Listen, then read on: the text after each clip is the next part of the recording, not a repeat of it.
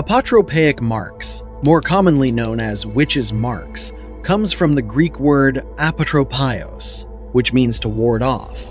These symbols hold a history filled with superstition and the desire for protection. To dig deeper into what witches' marks are, we have to go back to the Middle Ages, when the fear of witches reached panic proportions. To keep witchcraft and evil at bay, people would carve special marks onto all types of buildings, including churches, houses, and barns. These symbols were carved near entrances, windows, and fireplaces, which were typically parts of the building from where it was believed evil entities could enter. But they were also carved onto furniture, gravestones, and caves. The marks were supposed to ward off, confuse, or trap witches, preventing them from harming those within the buildings. Witches' marks have been found in buildings in Europe from the 16th to the 19th centuries, when their use reached peak popularity. During this time, as we've already mentioned, belief in witchcraft and the supernatural was widespread, and the use of magical symbols and ritual objects was part of everyday life. There's a high concentration of witches' marks in the UK, as well as Germany and France. Each region often had its specific styles and frequently used symbols, reflecting local superstitions and cultural influences. Now, we shouldn't confuse protective witches' marks with devil's marks, which are also known as witches' marks. These are distinct from the protective symbols.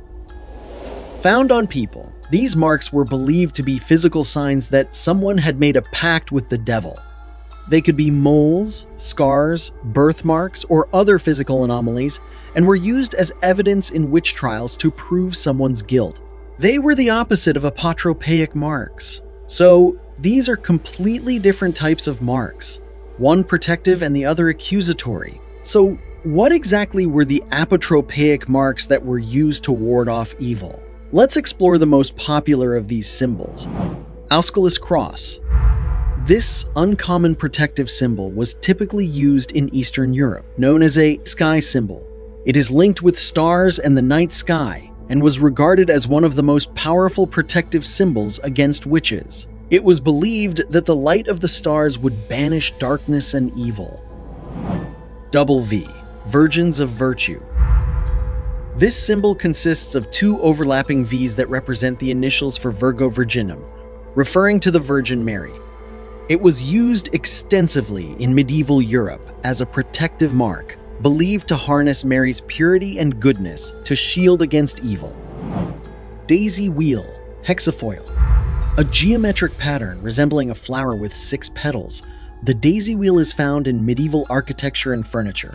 Each line and curve is thought to create an endless loop that traps evil spirits, preventing them from moving freely and causing harm. Pentangle or pentagram. A 5-pointed star enclosed within a circle. The pentagram has been used in various ancient cultures. In medieval Christian symbolism, it represented the 5 wounds of Christ. It was thought to encapsulate balance and protection, symbolizing the intertwining of the earthly and divine. Today, funnily enough, it has satanic and witchcraft associations. Watch our video on the pentagram to learn more about it. Crisscross lines, Saltire. These simple intersecting lines form an X and were often carved into stone or wood. The intersection is believed to be a point of great power, creating a spiritual barrier that confounds and captures evil spirits. Maze, Labyrinth. Mazes and labyrinths have a long history in various cultures, from Greek mythology to medieval church designs. They symbolize a journey and quest for knowledge, with their intricate pathways thought to trap and confuse malevolent spirits.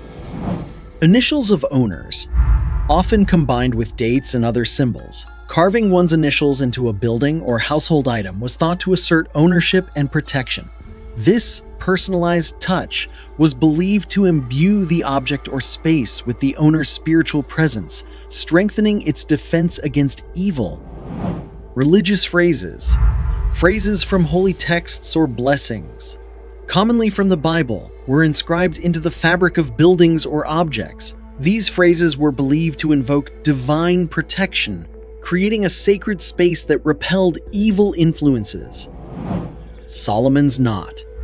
Composed of 2 or more interlinked loops, Solomon's Knot is a symbol with no beginning or end, often associated with King Solomon, known for his wisdom and as a master of spirits.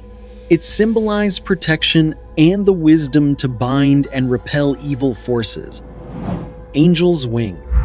Representing purity, protection, and the celestial, angel wings were used to symbolize divine guardianship. The presence of angelic symbols in homes was believed to offer a direct connection to the divine, safeguarding the inhabitants against evil and misfortune. The making of witches' marks gradually decreased as beliefs changed and more logical thinking emerged during the Enlightenment period. With fewer accusations of witchcraft and the end of witch trials, there was less need for symbols to protect against evil forces. So, the practice of carving witches' marks on buildings and objects became less common and eventually faded away. But nowadays, there's been a renewed interest in witches' marks. As old buildings have been restored or renovated, witches' marks continue to be found.